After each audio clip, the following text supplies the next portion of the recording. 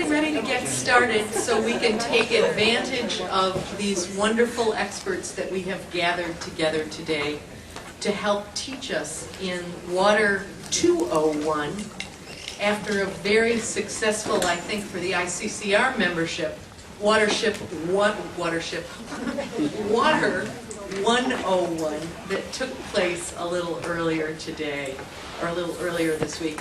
Can you tell that it is the end of a very, very busy week for ICCR? I'm going to try and get through this introduction without inventing any more words than I've already invented. My name's Laura Berry, and I'm the Executive Director of the Interfaith Center on Corporate Responsibility. We are so delighted to see you all here, to have this opportunity to share some of the expertise that we have available to us because of the good work that's done by our program staff and the amazing contacts of our membership. We very much appreciate especially the attendance of the ICCR members who have hung in there after a very full week of content, of hard work, of passion, of partying, and all of the things that a good meeting has. So first, let me welcome all of you. And then I have the tremendous privilege of introducing our speaker, our first speaker today, Ms. Catarina De Albuquerque. Catarina is an independent expert on the issue of human rights obligations related to access to safe drinking water and sanitation. She's a Portuguese lawyer currently working as senior legal advisor for the Office of Documentation and Comparative Law, which is an independent institution under the Portuguese Prosecutor General's Office. She's working in the area of human rights. She holds a DES in International Relations with a specialization in international law from the Graduate Institute of International Studies in Geneva. She lectures at several universities in Portugal and has extensively published on the issue of human rights. For over 10 years, she has represented her country in international negotiations and conferences in the area of human rights at the UN.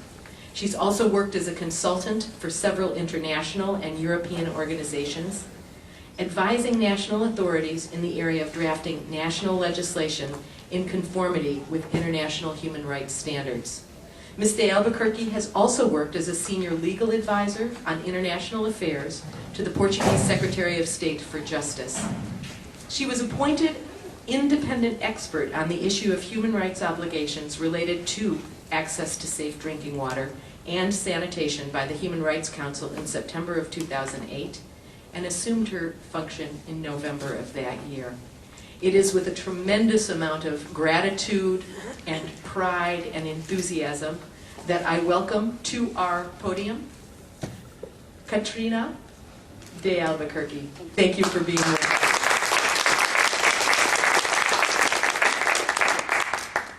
Thank you, and thank you for the nice introduction.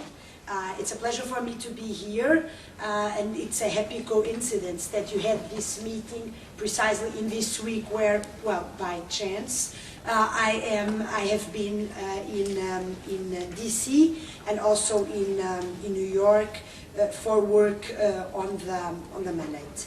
I will explain you a little bit what the mandate is about, and I will also explain you what my work has been up until now.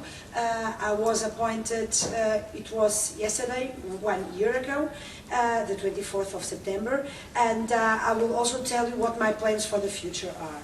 And I will also ask you for help and support on something. I will tell you that. I will also share with you what, according to international law and to also some of the research that I've been doing, what the human rights obligations related to water, but also related to sanitation are. And I will also try to address the issue of what the value added of human rights is when we are addressing water and sanitation issues. And at the end, I will also address the issue of what human rights do not entail. I will draw your attention to a leaflet that I prepared, yes, exactly, the blue one, which tries to summarize very briefly not only what my main tasks are, but also address some of the frequently asked questions that I normally hear when I talk with people. And good. So this puts together some of the most frequently asked questions and some of the answers. I am the UN independent expert on water and sanitation, human rights, water and sanitation. I am part of the so-called UN Special Procedures, which is a group of people who are independent from the UN. They do their work on a voluntary basis, and each one of us is tasked with monitoring the realization or not of a particular rights. And I'm the one who is monitoring water and sanitation. And I am the first independent expert on water and sanitation, since this is a very recent mandate, which was only created last year, 2008. I have three main tasks. I have three main specific tasks to my mandate. I have to develop a dialogue with governments, and also with other stakeholders, namely civil society organization, with the objective to identify, to promote and to exchange views on best practices related to access to safe drinking water and sanitation, and I have to prepare a compendium of best practices. Up until 2011, I will come up with a compendium of best practices. I am right now in a process of identifying criteria which will then guide me and help me in assessing whether a certain practice might be considered as a good one or not. I'm organizing a meeting more or less in two weeks' time in Lisbon in order to come up with the criteria, and then I will organize different stakeholders meetings. I will prepare questionnaires for the different stakeholders and then organize stakeholders meetings in order to get the information on the different good practices. Then I will present the report to the UN. But since the reports to the UN, you might know them, are very short and very black and white, I thought that it would be good to also publish two books with the compilation of good practices, one on water and one on sanitation, where I could explain in greater depth what each practice is about, also in order to inspire other people to use them, etc. That's my first task. The second task is to study and to further clarify the content of human rights obligations in relation to access to safe drinking water and sanitation. I devoted 2009 to sanitation, so the report that I presented last week to the Human Rights Council in Geneva was precisely on the content of human rights obligations related to sanitation. Next year, I want to devote my work to the role and responsibilities of the private sector, both water users and water providers, and I also want to look into the issue of privatization of water services.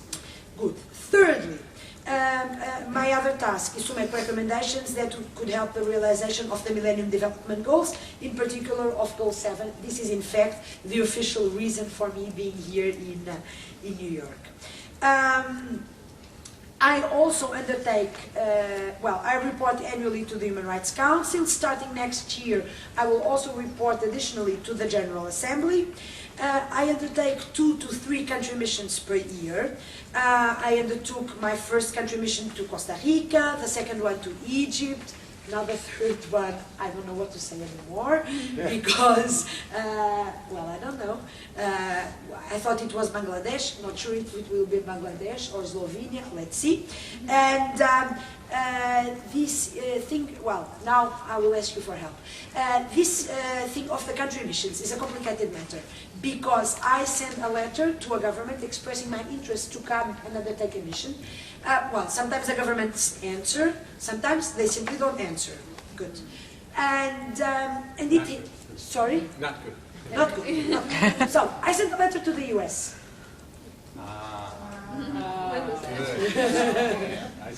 And I would like to undertake a country mission to this country. So, if you could help me, from your side, putting pressure on the government for them to accept my visit, of course I would be very happy. And of course, if that happens, when that happens, then we have to work together in the preparation of the meeting. That's of course one of the important pillars of each mission that I undertake, is the work with the civil society organizations in that particular country. And well, Lucinda was in one of the country missions with me in Egypt, and well, much of the excellent information we got, visits to slums, to wonderful projects in slums, etc. We got all that information from civil society organizations, from NGOs. So it is a relationship that we have to, we build in order to make sure that that our visits are meaningful and productive, and also to make sure that while I leave the country after the mission and you stay in the country, that you can follow up on the recommendations that I make in order to make sure that, well, the government also follows up on them. So that's what makes sense. Good. Then I also send letters of allegation, urgent appeals, I make press statements, etc. Good. So, the resolution that created the mandate, how long do you want me to speak? 15 minutes to another 5-7 minutes. Oh, that's good. I just started. Good. So, the resolution that... Okay, good. So I will move. The resolution that created my mandate does not recognize water nor sanitation as human rights. The resolution acknowledges that states have human rights obligations related to access to safe drinking water and to sanitation. Now, if you ask me, what's the difference? I think that in legal terms, the difference is not very big. Because, as I tried to explain in my sanitation report, the obligations states have in relation to sanitation, independently of the fact of determining whether sanitation is a human right or not, they are already there, the obligations are already there. I think that the recognition of sanitation and of water as human rights, well, will have definitely an important political impact, and I think that for purposes of advocacy and for your work, I think, well, it's easier to claim the realization of a right to water or of a right to sanitation than to ask a government to realize its human rights obligations related to access to safe drinking water, for example. So it's easier. And yes. Well, as you know, the legal work or the legal reasoning related to water is more developed than in relation to sanitation. This is also the reason why I chose sanitation as a topic for the first year of my mandate. And the the Committee for Economic, Social and Cultural Rights has produced a general comment, which is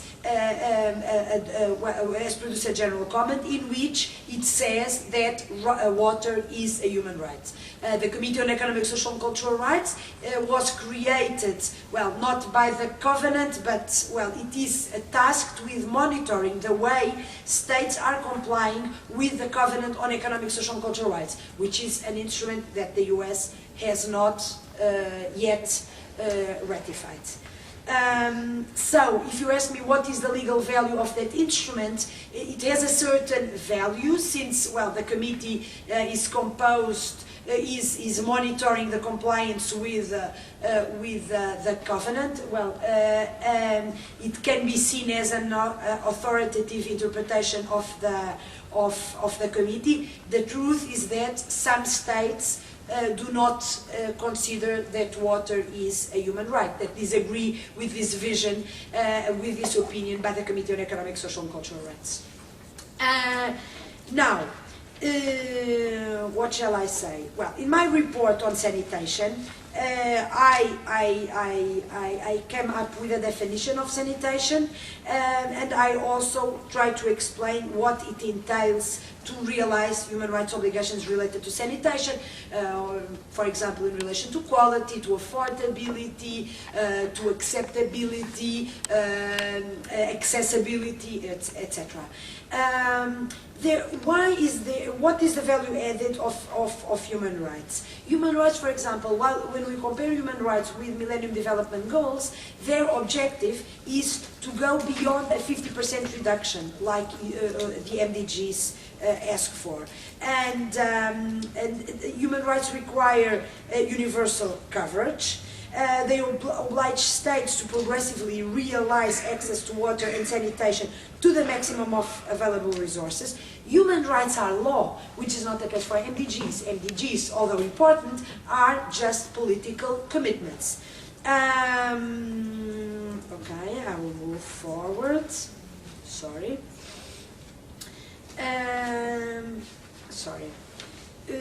Human rights also have important implications for the question of knowing who gets access to water and sanitation. Because if you only focus on national averages, which is the case when you work according with the Millennium Development Goals, you might end up with continued or even reinforced marginalization of disadvantaged groups. So those who had been already forgotten before, those who had been marginalized before, they continue to be marginalized, and the improvements in access to water, for example, affect only the middle income or higher income parts of the population. So human rights force us to look at issues of non-discrimination, participation of stakeholders, and also issues of accountability. Good. Misunderstandings. Well, I will not go into the misunderstandings because you have the leaflets. And of course, I am very happy to answer to any question that you might have. Of course, I'd like to say, just to finish, that human rights will not provide a miraculous and immediate solution for all water and sanitation problems in the world. But I think that they provide a non-negligible help. And it is true it is clear for me that by analyzing water and sanitation issues through the human rights lens, enables a better understanding of how laws, policies, social and traditional practices, as well as institutional actions affect access to water and sanitation. And of course, building on this will enable more focused interventions, with the final aim of making sure that everybody has access to safe drinking water in sanitation, no matter her nationality, race, place of living, etc. Thank you very much. Thank you.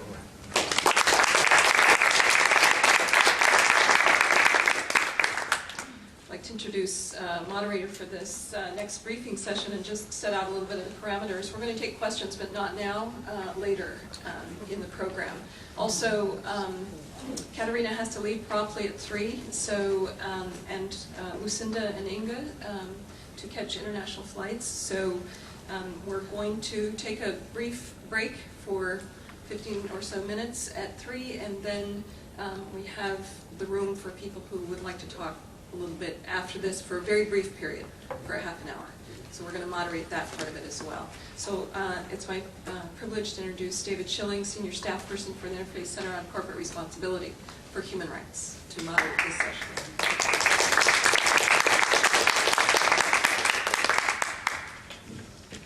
Senior staff, wow. It's just wonderful to have Catarina here, plus her associates, and everyone from various parts of the country. You're joining some ICCR members that have come from Canada and the US and Italy, etc., to participate in our meetings this week. Wednesday we had a seminar, educational session on water, and looked at the sort of the environmental footprint, the social impact, and human rights, and then had some really good opportunities to look at various sectors, industry sectors, in terms of water work that's going to move forward, knowing that our members are institutional investors who own shares in companies in all these sectors and have filed shareholder resolutions and really tried to move the agenda as shareholders in terms of looking at social environmental impacts as well as some of the corporate governance issues. This section, we're going to hear from a lot of different people, and each person has 2 minutes to talk. That's not enough, right? 2 to 3. 2 to 3. That could be Okay, that means 2 to 10, but no, it means 2 to 3, so we're going to be vigilant. We're looking at look at your agenda. The state, local, U.S. human rights to water efforts will be first. Then we'll look at the U.S. water infrastructure financing and foreign aid appropriations, and then the SRI, and then private sector operators. So let's get started. Debbie Davis, legislative analyst, Environmental Justice Coalition on Water. You have 2 to 3 minutes, and welcome to ICCR. Good afternoon. I just want to show you, this is my 2 to 3 minutes. So I used a small piece of paper, so hopefully I can talk slowly so you can understand me, but still get through it all in 2 to 3 minutes. I'm with the Environmental Justice Coalition for Water, a coalition in California made up of more than 70 community-based and nonprofit organizations working to achieve water justice in California. We work on a variety of issues. In addition to drinking water and sanitation issues, we work on things like subsistence fishing, tribal rights to water, etc. On the human right to water, where we started is we started working on basic access. I mean, it's kind of crazy. California, the 8th largest economy in the world, and we really do have people in California that cannot turn on their tap and drink their water. It's just not safe. The #1 contaminant in California is nitrates, which largely come from irrigated agriculture. So we have a very similar makeup in how people don't get access to safe drinking water as occurs all over the world. EJCW, we produce something called Thirsty for Justice, a people's blueprint to California water, which I'm going to pass along. And this is sort of our plan for how we get to everyone accessing basic water resources for basic needs and cultural values. And then I'm also going to pass along a guide to community advocacy on safe drinking water that one of our members, Community Water Center, put together. The reason I was asked to speak here today is because EJCW has been working on what I think is the first piece of statewide legislation in the United States on human right to water, AB 1242. We took this up. We've been working again within the legislature for about 10 years. And we took the pragmatic approach and looked at how do we move these incremental changes that actually change people's lives and get them access to safe drinking water. And we've been fairly successful at doing that. We, as EJCW, have probably produced about $1 million in dollars that went to communities to get them access to safe drinking water. But what we found is it's this treadmill where you get money to drill a new well in a slightly less contaminated area of the aquifer, and then 5 to 7 years later, you're back asking the state for more money to drill a new well. So what we really came up with is that there needed to be a fundamental values shift in California. And so Human Right to Water provided us with that opportunity to really ask legislators and the governor to look themselves in the mirror and say that they believe that people have a basic human right to water. And so we passed out of the legislature and are on the governor's desk and are hoping to have that signed and to have it be a model and something to work for in the future in other states in California. Thank you.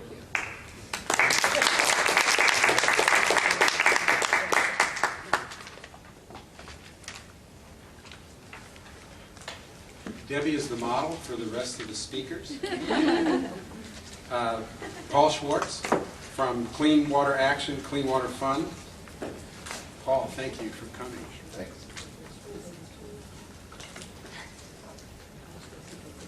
Ready? Okay, great. Thanks, everybody. Couple things. Just as far as history, we are a domestic organization, started out of a Ralph Nader task force on water pollution that surveyed communities all over the country for 2 years to see how water laws were working, what the problems were that were concrete in people's communities, and how we could do a better job.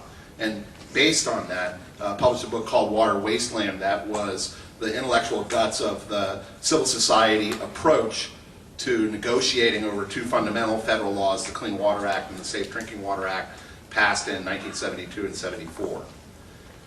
The Clean Water Act passed over Richard Nixon's veto provided $8 billion in direct grants to communities to establish or upgrade wastewater treatment plants. That money was illegally impounded, and we went to the Supreme Court to overturn that impoundment and get that money to people in communities.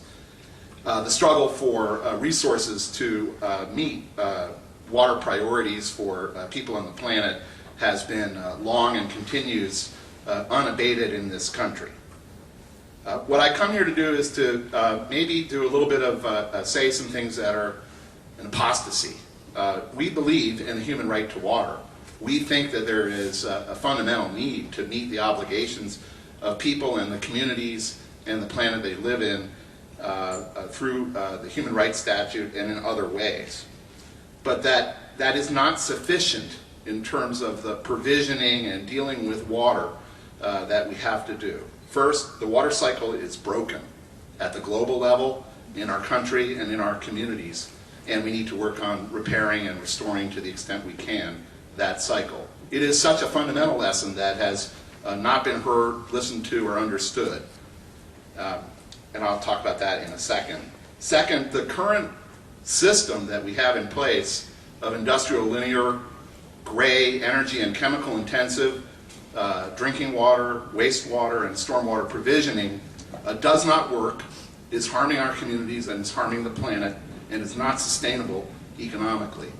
And federal policy, including a commitment by the Obama administration to enforce the Clean Water Act more closely, will drive the $60 billion a year that's invested by all sources in water and wastewater in this country on a yearly basis to invest backwards and to literally cement in the wrong old solutions that were developed during the 19th and 20th century and not invest forward where we need to repair and provision water for everybody in our communities. And last, there is a new paradigm that is emerging around the globe and faster in other countries where research and development and pilot and demonstration projects and science and innovation and care and concern about values such as extracting the energy and the nutrients out of the water and reusing them, not wasting water, but thinking about how not to touch it once and reuse it again, are embedded in the thinking that's going on. And in that new paradigm, and this is one of the places where I value liquid assets, water utilities, wastewater utilities, may not even be the vehicle by which these services are delivered. Just as in energy, where we're moving towards a decentralized and distributed and non-structural set of approaches that's embedded in people's homes and in buildings and at the neighborhood scale, that's where we're looking at going with water. And to get a sense of what it looks like, you have to go no further than just down the West Side Highway to the Solaire building in Battery City Park, where a 300-person residential building is using 50% less potable water, pumping out 60% less sewage effluent, harvesting the storm water for irrigation, for cooling, for doing energy conservation on the rooftop of those buildings. The sad thing is that's just for rich people. And so the question is, how do we migrate that to Co-op City, just up the way, which is happening, where reforesting is happening and these new technologies are being put in place? And how do we make sure that communities of practice and that individuals around the country in rural communities and in low-income communities are not left with the white elephants that are underperforming, costing too much, and ruining our health, our communities, and our environment? Thank you. Thank you. Oh, and I have stuff to hand over. Yeah. Sorry. Thank you. Okay. Thank you. Patricia Jones, you're up. Thanks. 2 to 3 minutes. It's my honor to speak on behalf of Massachusetts Global Action, a grassroots community organization in Boston, working on access to safe, affordable water for all of the people of Boston. And I just want to share with you some recent, this is on the topic of water shutoffs in the United States, which is a very serious problem, almost universal in water utilities, water provision, it's carrot and stick to ensure payment. We have water shutoff policies. people in our country are suffering. Massachusetts Global Action looked for a moment at the incidence of race and water shutoffs.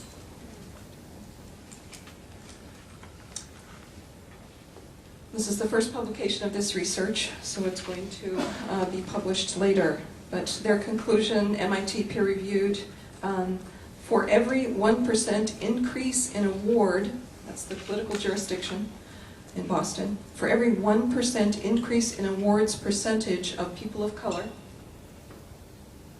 the number of threatened water cutoffs per 100 residents increases by 4%. A fourfold risk of water shutoff for our communities of color in the United States. In terms of best practices, I just want to highlight for you, and Debbie was so good about keeping to her time, some of the key issues. In the United States, a water shutoff doesn't just imply lack of service to that household. There are knock-on effects that I'm not sure happen in other parts of the world, but that are things that we would like you to test for everywhere, if you wouldn't mind. In a household in Boston, if the water is shut off there, the Child Protective Services are obligated to come into the home, remove the children from the home, the custodial care of their parents, and place them in foster care, where the water bills are subsidized. Here in New York, as late as last year, new piece of legislation that was passed allowing 2008, knowing, New York City, knowing that there were 8,000 households that this was going to impact, passed legislation to allow the city to put the unpaid balances of water bills onto the tax rolls. And what this has implications for, if a family taxes for their home are not paid, that home can be foreclosed. So in the United States today, if you can't afford to pay your water bill, you can lose your home and you can lose your children. So these knock-on effects when you are investigating water shutoffs, we really encourage you to look at some of these issues. Thank you.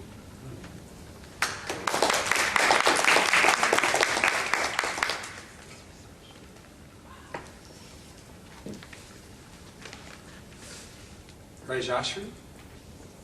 Close enough. Church World Service, actually, this is in this building, so you work here, so you're at home. Yeah. So please come. Thank you. Thank you for saying my name right. Well, Did very well. thank you. Okay. Please help me keep the time. I'm not very much. Just the 2 minutes is good. Welcome, Katrina. It's lovely to see you here as well. I'm asked to speak to 3 components that's on the agenda. I will first state the work that's done in these 3 contextual groups that is identified, and then lift those up as examples to frame the message and the ask for a best practice suggestion to you in your... Is that better? Yeah, can you hear okay? That So step a little closer, Okay. because we want to hear every word. Sure. Church World Service is a humanitarian and development agency. It's an ecumenical agency of 35 member denominations, Protestant denominations in the United States. The Water for All campaign that the Church World Service launched in 2004 sets the framework for a human rights approach to all of our development work and led to 3 key activities over the past 5 years. And some of it is under evaluation, so it's thrown up a lot of good stuff we have learned from about what worked, why, and why not. The 3 good actions that took place is building networks across the United States. One example is the 2006 fall when the religious working group in Washington was pulled together by Church World Service, which now has a considerable number of faith-based groups, communities, and agencies in and around the region of Washington, D.C., several of whom are present here, and also one of the co-sponsors of this event. My staff member and colleague, Marty Schubeck, is the chair of the Church World Services work in Washington to this group. The key activities that this group has done in terms of human rights to water in the United States are threefold. One is advocating to Congress to ensure that there is sufficient and full funding where possible for clean drinking water and adequate sanitation. in both countries and communities where it's most needed. And this means it impacts directly the appropriations made through the US Congress each year from the Paul Simon Water for the Poor Act, and I appreciate your framing it as groundbreaking work, because I'd really credit the working group for having made that possible, and it illustrates the community mobilization across the United States through what is called a speak out process, which enables a large number of groups across the country to influence their senators and representatives to ensure funding. We have successfully achieved the group $300 million for appropriations towards clean drinking water and sanitation, and now the goal is to have $500 million appropriated accordingly. The details are all in the document that I will leave for you, Katrina, and as well for the group. The second action, of course, is supporting the human right to water, and the third one is opposing irresponsible and unjust practices of extractive industries that drain scarce water resources for profit and pollute clean water. As I said, there are three such actions beginning in 2004, 2005, and 2006 for Churchward Service. The Religious Working Group on Water and its activities illustrate the case for the United States. We have a 9-country example across Africa with the same theme, Water for All, that looks at two aspects that development practice traditionally sees as different platforms.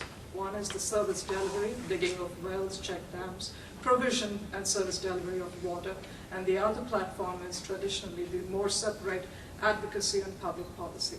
How do we bring these two together and ensure that those who receive development dollars, whether AID monies or faith dollars invested across different countries, begin to look at policies with their governments to be able to approach water as a human right? And those three case studies we will send to you as well. The Ecumenical Water Network that posted you is one such we found. Thanks. Thank you. Thank you very much. Darcy O'Callahan from the Food and Water Watch.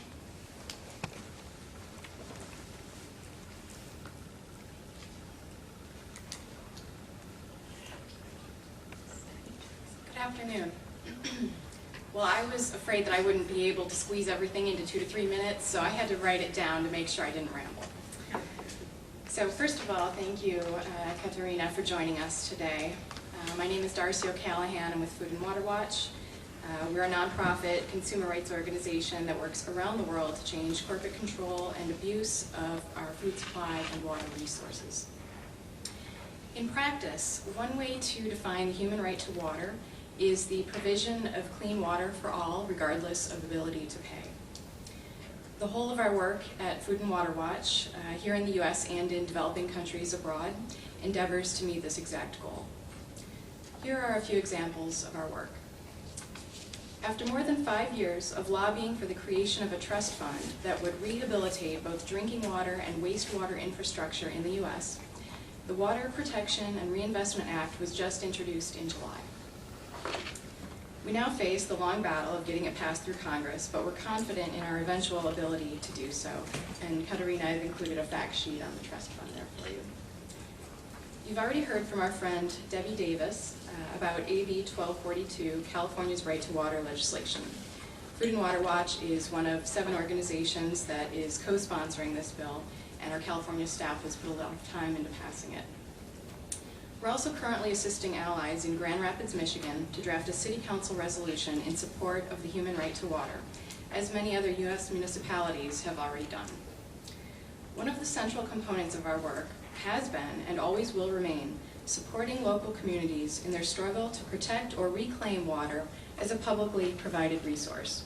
Currently, we are engaged in active struggles in Milwaukee, Wisconsin, and Trenton, New Jersey.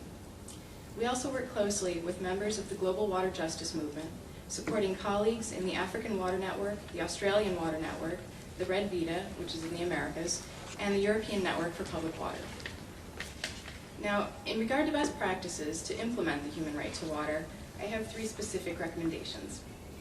First, water systems should always be owned and operated by the public sector in urban areas and in rural areas whenever possible. While, as you previously noted, the human rights model does not exclude the privatization model, we believe it is unjust for private companies to extract and export profits to shareholders far removed from the community where the profits are earned. We've also noted that if clean water and sanitation are to be implemented as human rights, then meeting the Millennium Development Goals isn't enough. We must endeavor full coverage.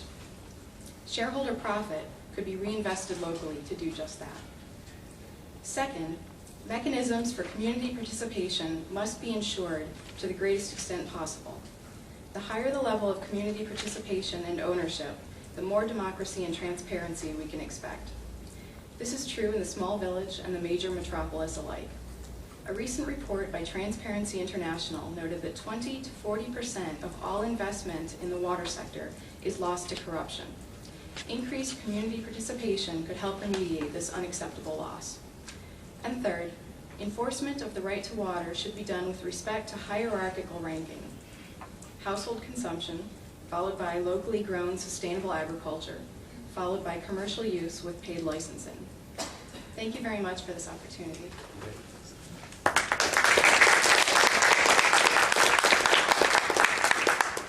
Thank you, Darcy. Is Leslie Lowe here? Yes. Can you come up and speak for 2 to 3 minutes? Leslie Lowe is the the senior program director here at the Interfaith Center on Corporate Responsibility, and has really led the water work of the ICCR organization. So we're happy to have Leslie here. Thank you, David. And actually, David has led the human rights work of the organization, so he's just being very modest. ICCR has, our work is really organized around 3 areas we call people, place, and policy. And my program is place, which is energy and environment. And as part of that, we have been very actively engaged in looking at issues of privatization. We did, going back about 4 years ago, an analysis of the pros and cons of privatization from both financial and economic perspective, as well as social and environmental perspective. And out of that concern grew this publication, full color copy of which is available on our website. The printed copies, not on recycled paper, are only in 2 color, but I recommend the full color version so you can see the maps. Anyway, this was an analysis of the drinking water and sanitation services sector, and part of the study was also grew out of our concerns about the green investment, water as a theme of green investing. And the question that we asked was, how green is it, and how do you know? Where is the data that will tell you this company is actually better in terms of water conservation or water efficiency, water stewardship than that company? And what we found in the 12 water utilities that we looked at is no, the data is inadequate in most cases to make that assessment, largely because there is not available data at the watershed level. And as we all know, all water, like politics, is local. So it is very important that companies, and as we engage companies, we are going to be delivering this message, that they become transparent about water use at the watershed level. What you will get from most corporations is a global report. There's the Global Reporting Initiative, which is excellent and a very good starting point. But even within the GRI, in the water reporting section, they say that water should be reported at the watershed level, yet most companies do not respect this, they do not follow that. So we are, hopefully if we get funded, going to initiate a campaign for what we are calling the data commons for water. And I'm always delighted when you find that something that you've been thinking about, somebody else on the other side of the world has also been thinking about. It's kind of like it's in the zeitgeist. And so we are delighted to be in communication with the China Water Working Group, which is going to be publishing, I believe in October, on the internet, an evaluation of the water impacts of 65 corporations in China. So we can see the beginnings of this water, data commons for water coming together, and how it might be accessed by community groups, NGOs on the ground, civil society stakeholders, government regulators, and others. There is already an internet platform that exists. It's called the IBNet. It's developed by the World Bank, the International Benchmarking Network for Water and Sanitation Utilities. And we hope to see this grow, become improved, and to get data from the developed countries, because right now it's largely used only by developing and emerging market countries where the World Bank actually had some pressure to exert and to get them to do it. But the large water utilities in the developed world do not use it because nobody's made them do it. So that's our agenda going forward, and we think that from the environmental perspective, this informational base is really critical to seeing where and how and what the obstacles are to implementing a human right to water. Thank you. Thank you. Next, Julie Goodrich from North Star Asset Management. Thank you for being here. Hi, I have not done this sort of thing before. I'm a portfolio manager. I run a socially responsible investment company that has a very strong focus on shareholder activism, not even advocacy, more likely activism. Thanks for having me here today. 2 years ago, through a connection that we had with the Unitarian Universalist Service Committee, we decided to create a shareholder resolution asking for companies to create a policy that adhered to the human right to water. We presented our resolution at 4 different companies, including AIG. They owned a water utility called Utilities Inc., Pepsi, Connecticut Water, and Intel. The first year, we had conversations with everyone. We know what happened to AIG. Forget about them. They're off the map as far as I'm concerned. But we had interesting conversations with Pepsi, and we actually got Connecticut Water to agree to create a human right to water policy, and they are a privately held water utility in Connecticut.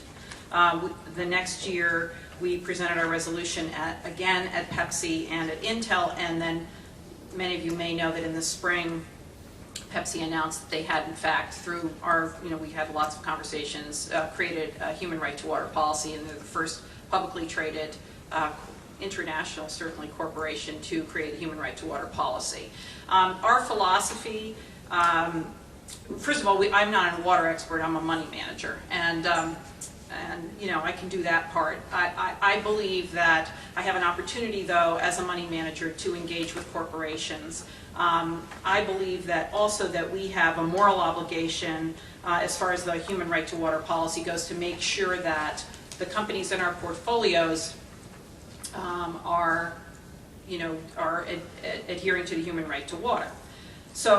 But we believe that each corporation must establish a human right to water policy as a baseline from which to evaluate all their business decisions and to recognize their potential impact on community water supplies. We believe that without a company-wide, institutionalized moral commitment to uphold the human right to water, we fear that any decisions that the business makes in terms of product creation, manufacture, all the way to marketing, that they will not understand necessarily or think through what the impact of their actions will have on community water supplies. And in fact, that if they don't have an underlying human right to water policy, that they will continue to deny, ignore, or challenge communities when they say you are having a negative impact on our water. What else did I want to say?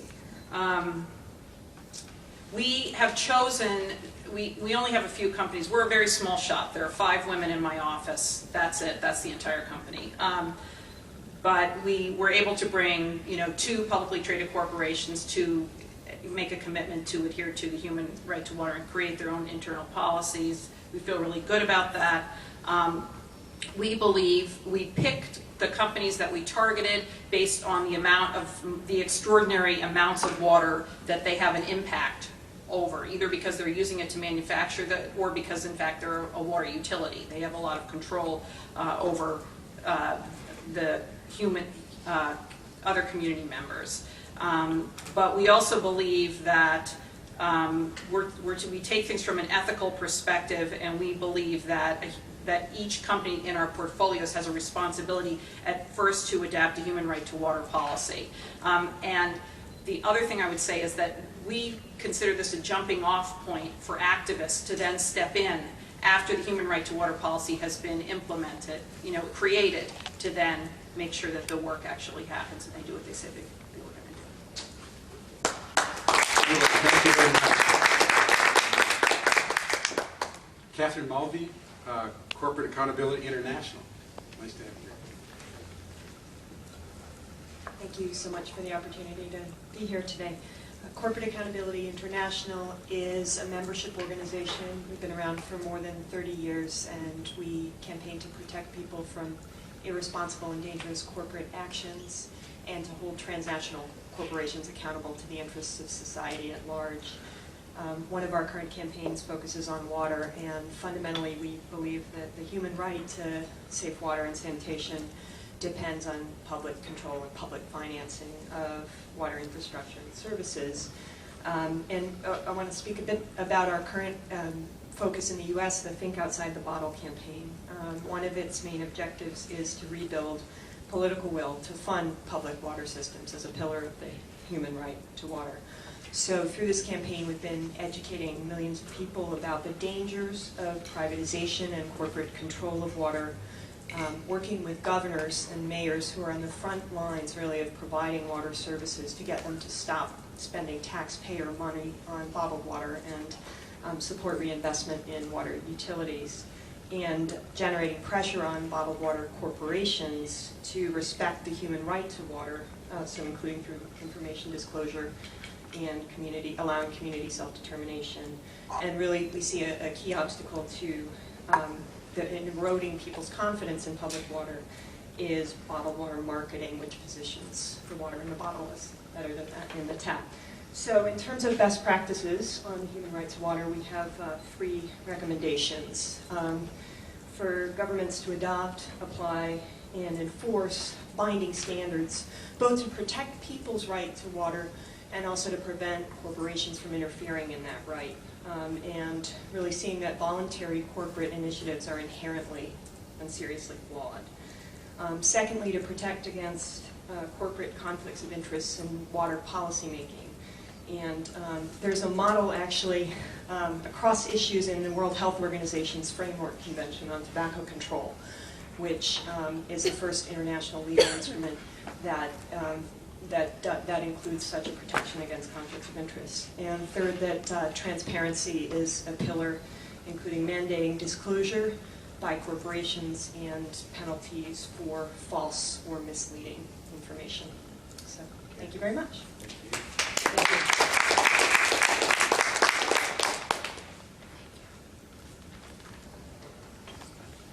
The next speaker has 10 minutes. No. I'm going to say just a little bit about fairness. I'm going to talk just a little bit about the Coca-Cola dialogue that this organization has had over a number of years. It's focused on, in terms of human rights, is focused more on workplace human rights. And that has led to a sort of a code that's primarily based on the ILO core conventions. But there's also been, over the last almost 2 years, engagement with the company related to water. That issue has been a part of the human rights dialogue, but it's primarily really been accentuated over the last couple of years. Actually, we met with the company this morning and had looked at a whole range of issues related to their mapping of water, their whole process of addressing community issues, etc. One strand of that was a conversation around the human right to water. They do have a human rights statement that is general. Like, for example, based on the Universal Declaration of Human Rights, the company acknowledges that these international principles is consistent with our dedication to enriching the workplace, preserving the environment, strengthening the communities where we operate, and engaging with stakeholders to pursue progress towards these goals. But water's not mentioned, so there was a lot of conversation today about how they're addressing that from a perspective of human rights. There is not a policy. We're asking for principles and then policy and then the implementation. They are doing some rights-based approaches to some of their implementation. They're really working through the source water protection standard, which starts with training management at the bottling plant level to address these issues. B, understand what their watershed is and using local resources, NGOs, and others to assess that. C, where is the water coming from and what could impact the quality, the quantity, and the price of water. And then D, come up with a remediation plan. But this is really focused in on water-stressed, areas. And I would have to say that there's a lot of work that still needs to be done, but there's some elements that we can build on. And obviously, water is a key material issue. And Catarina, the way in which we have approached companies is to get either through the shareholder resolution filing process or meeting with companies, get policies and practices in place, and then have those rigorously monitored. Is that 3 minutes? You were good. Okay.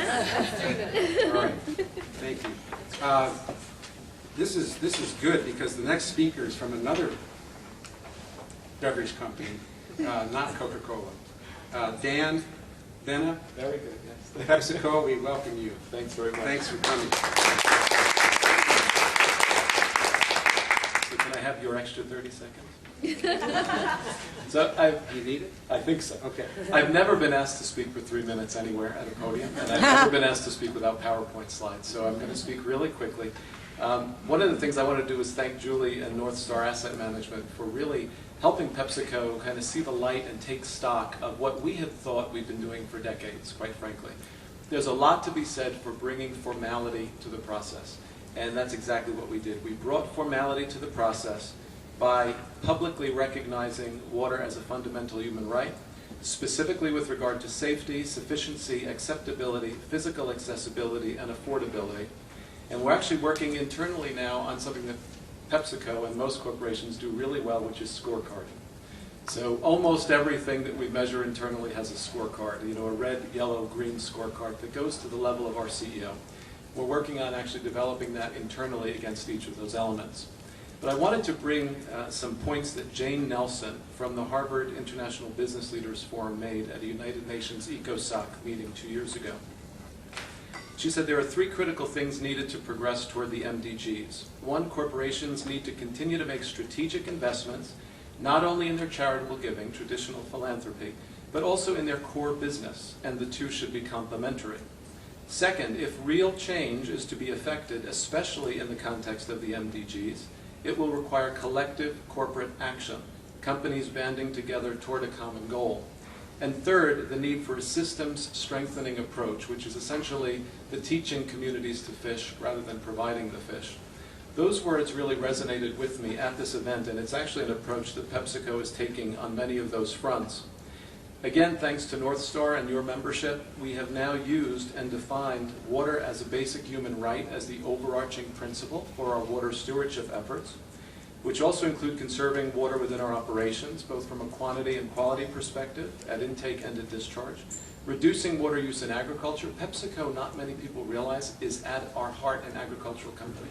We own Frito-Lay. We grow a lot of potatoes, a lot of corn.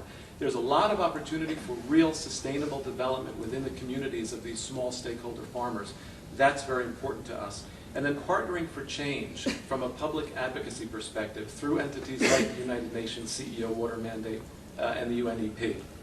The one thing I wanted to say was, with specific regard to water as a human right and advancing that in the context of the Millennium Development Goals, our PepsiCo Social Investment Group 2 years ago made a public commitment of bringing safe water to 1 million people in underserved populations by 2010.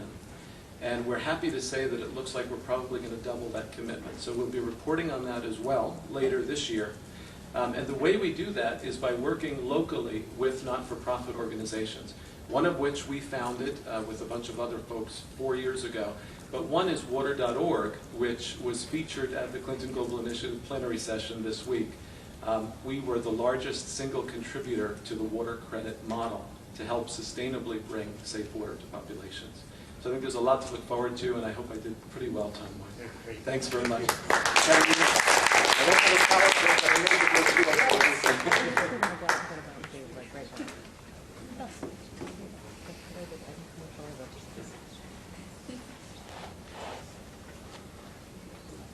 Yes.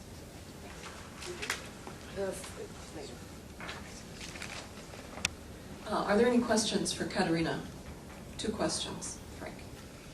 The United States has not signed the human right to water. Who specifically at the United States, you understand the reasons why, and who specifically told you the reasons why we haven't done it? The question, I don't know if I heard everything, why the US has not recognized the right to water. Well, I met with the State Department at the beginning of this week in DC, and I had a meeting precisely, well, on my mandate and what I'm doing, and well, it is true that the US has not formally recognized the right to water, and it is also true that the US has not recognized other economic, social, and cultural rights, like the right to health, for example, just to mention one of them.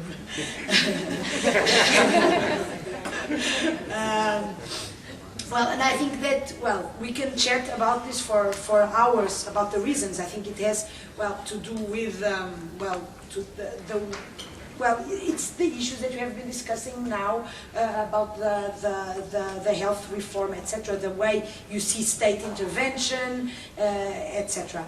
But I must say that I was very positively impressed by the chat I had.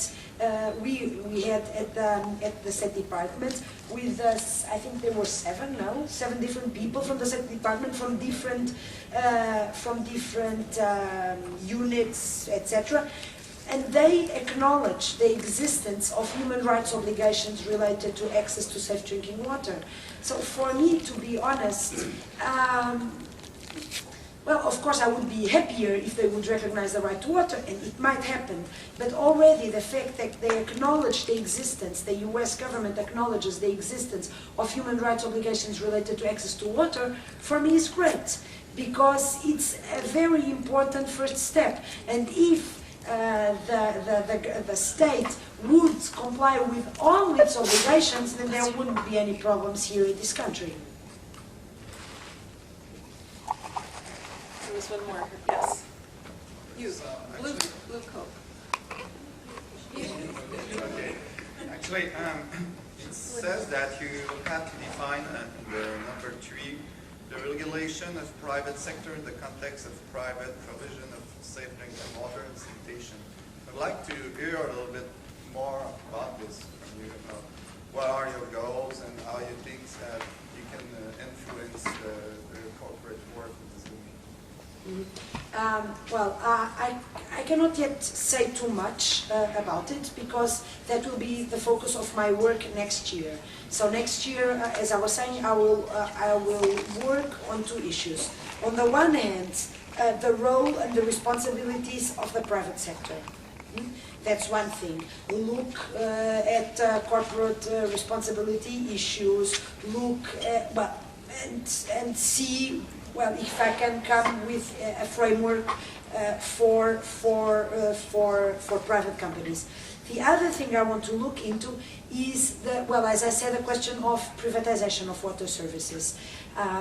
Well, assess whether human rights allow for privatization. In principle, human rights, well, allow for privatization, for example, of, you might tell me that water is different from food, but for example, food. human rights accept and the privatization of food, of water, of housing, etc. The important thing in this regard, and that's what I want to look into, is that a state, even if it privatizes water services, it has to properly regulate and put in place an appropriate regulation in order to make sure that its human rights obligations related to access to water are still respected, even though if there is a private company operating and providing the service. For example, by making sure that the poor are not excluded, that the water is affordable, etc., etc. But well, I reckon that these are, how shall I say? This is all seems very theoretical or nice in theory, and what I want to do in the next year, in the course of the next year, is to bring this all to more concrete,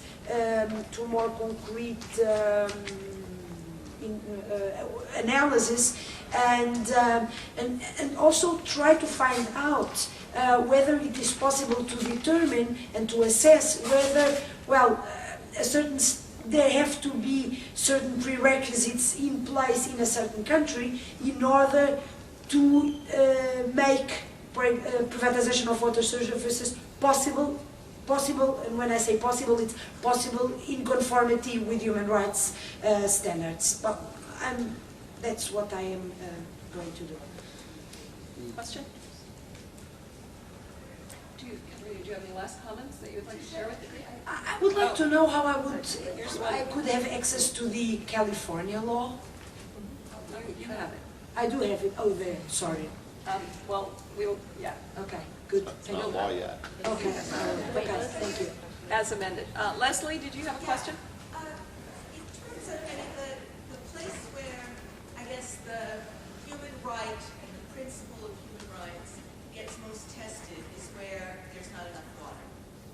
And one of the things we are asking corporations is, if you recognize the human right to water, what do you do differently? And I think that, again, the most obvious testing point is in a place where water is scarce.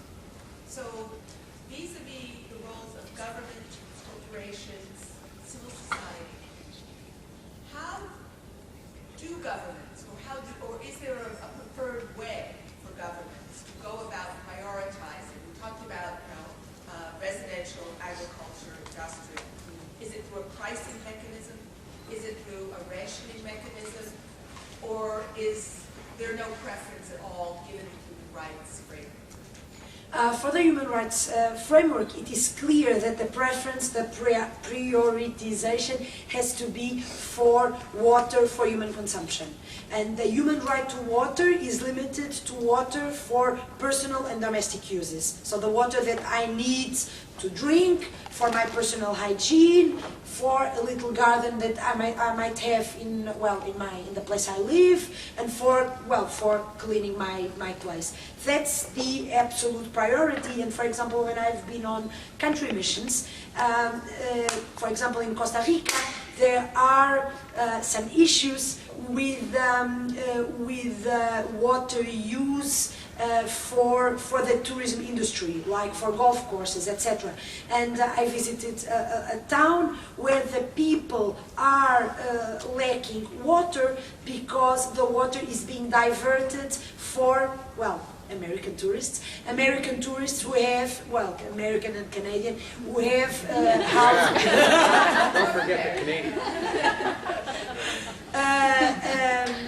in order to bring water to the hotels, to the golf courses, etc., etc. So, from the human rights perspective, it's clear that it's water for human consumption. And there was another thing I wanted to say, but I think I forgot. Oh, yes. For example, I think there are many ways to get there. In situations of water scarce countries, and to be honest, I don't want to oversimplify. I went to two countries, as I told you, to Costa Rica and to Egypt. Costa Rica has plenty of water. Egypt is a water scarce country. It doesn't rain. They only have a share of the water from the Nile. And I have to say, well, I don't want to it's not a criticism against the Costa Ricans, but the respect the Egyptians have for water is much greater. And they know exactly how much water they have, how much water they are using, how much water they are reusing, and they have a water policy, a water plan. They know how much they are spending, how much they are using. They know everything. And I see, for example, in Costa Rica, you see it much less because, well, they are rich in terms of water, so they even don't know how much water they have, how much they are using, etc. There, well, as you know, there are many ways to do it, and one of the things is through awareness-raising campaigns. When we were in Egypt, we saw campaigns and very nice programs led by the government, telling people, for example, in slums, how to repair a toilet, because, well, to stop it from dripping. Very simple things. And telling, for example, programs in schools, explaining how water is a scarce good and that you have to save it and spare it, etc. So there are different approaches which I hope to capture in my collection of good practices. And, well, I don't know how I will manage to do it because everybody is telling me that they want to share good practices with me. But, well, I hope to capture it and try to use, to show some good ideas, as I was saying before, that are already in place in some places to inspire people in other places. Thanks. I mean, fascinating discussion because, you know, to have the examples that have been brought up with North Star and Pepsi and corporate social responsibility and the CEO water mandate, and there's been a lot of effort put in at the UN in this city to deal with that. And then you're next year looking at where you know, the private sector's role. So for me, it's a really interesting time. And I'll just say I'm from Canada, Blue Planet Project, Council of Canadians. It's a very interesting time because I think that when human rights law developed, it was a different world. I mean, the state had a lot of power, and we know that a lot of the issues that you're confronting or that people around the world are confronting, it's scarcity of water, but it's also power relationships. And I'm wondering if you have sort of worked through and thought through and have any idea of how do we address this difference in power then from when the human rights obligations began. Non-state actors are not really bound to this point by human rights law. It's the duty bearer is the state, but in many places the state is far less powerful than the corporations that work in that state, honestly. I mean, you look at, and then you have state-to-state issues. China going in with into Madagascar or into sub-Saharan Africa. I mean, there's a lot of issues here that, and the flow of water between states, more powerful states, lesser powerful states. So, I mean, I know that your mandate is only around, you know, water for domestic and personal consumption. But when people think about the right to water, they don't think in those limited terms. Yeah. You overstepped your 3 minutes. One sentence, though. It was all one sentence.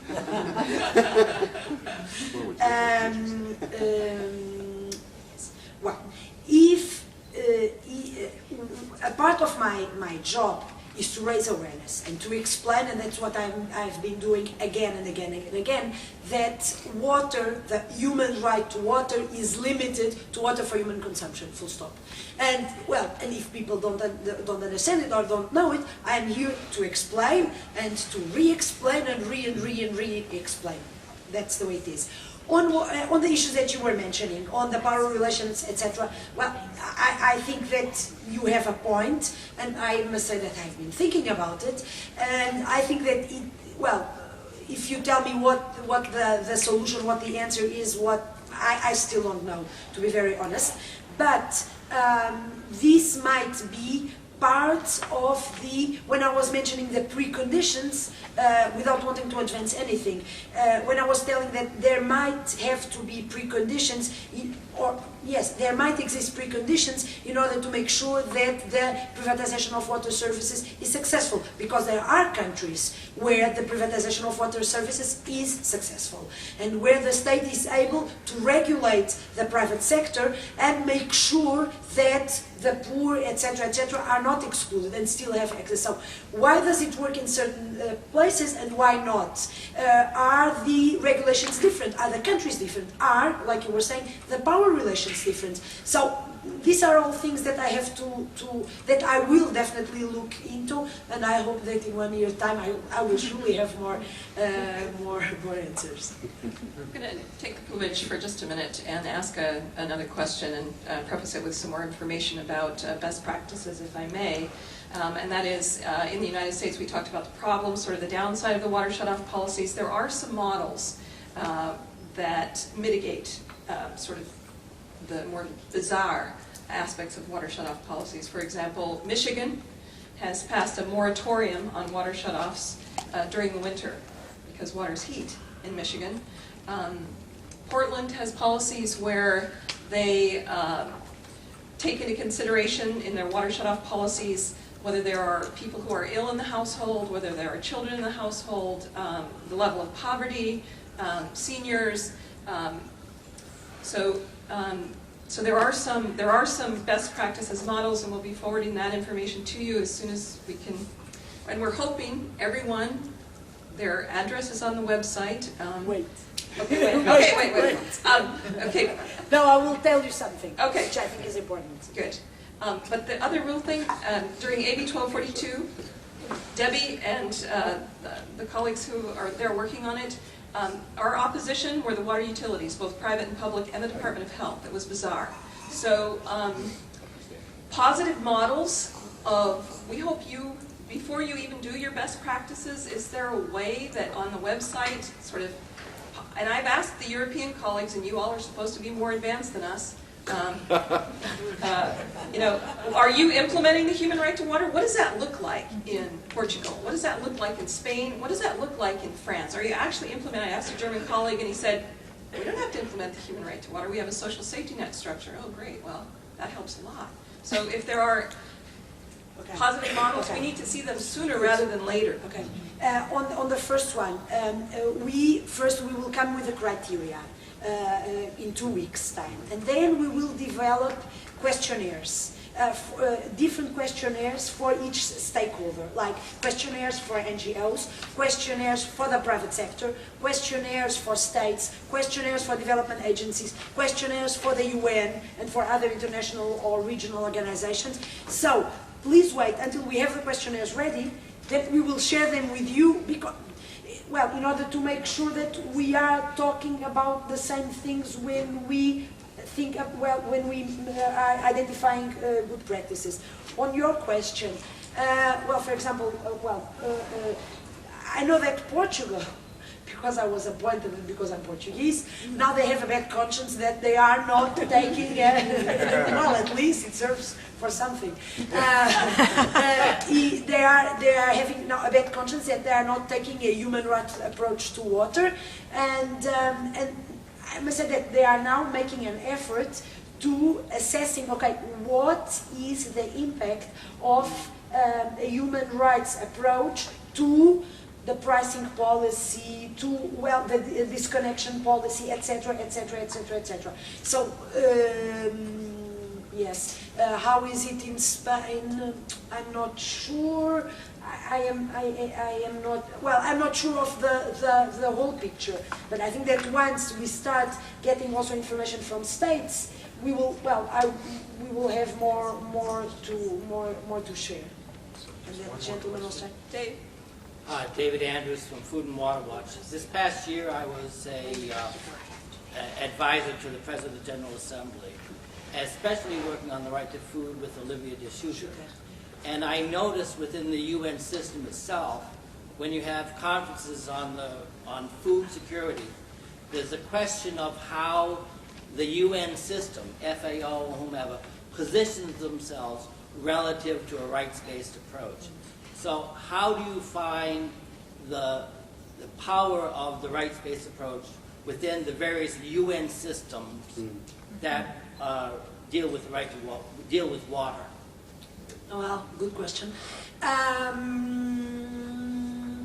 It depends. It depends. Good question. Good answer. It depends. It depends on the organizations. For example, we have been having very good meetings this week. For example, with UNICEF and with some people at UNDP, etc. And we were really working together, trying to find solutions that might help them or that might help them, or that might make me better support their work. But I'm fully aware that there is a long way to walk, and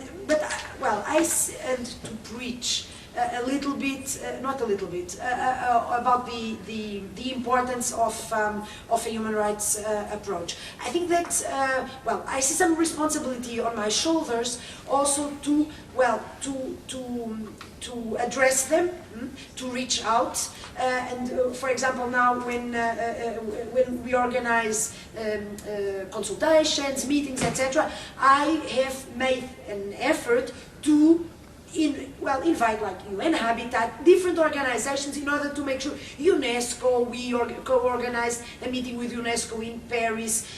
So I think that a big part of my job is to reach out and to listen and also to tell. But I think that on my shoulders also rests the responsibility of breaking down and clarifying what it means to adopt a human rights approach. Who was asking? You, Patricia. What does it change? What is the impact? And I think that these answers are important not only for states, as you were asking, but also for the UN and also for other actors. And I hope to, deal a little bit with these issues in my next report on the implementation of the Millennium Development Goals. We are going to give our thanks to Katrina for all of her work.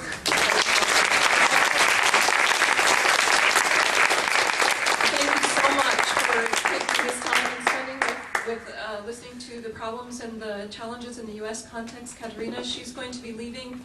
We're going to take a break. We want you to please meet her staff so that you can have a direct relationship with the office. And David is going to take her to her cab, or she's going to miss her flight. So, thank you. Thank you. And I hope that we stay in touch, okay? And I hope that you help me, concerning the request I made at the beginning. Yeah. Thank you. So we're going to take just a 15-minute break. Please come and meet Lucinda. They have to leave in 15 minutes. But please bring your cards, make the introduction, and thank you so much. We're going to take this 15-minute break, and then we will have about a half an hour to hear sort of 1-minute statements from around the room of what your next steps are.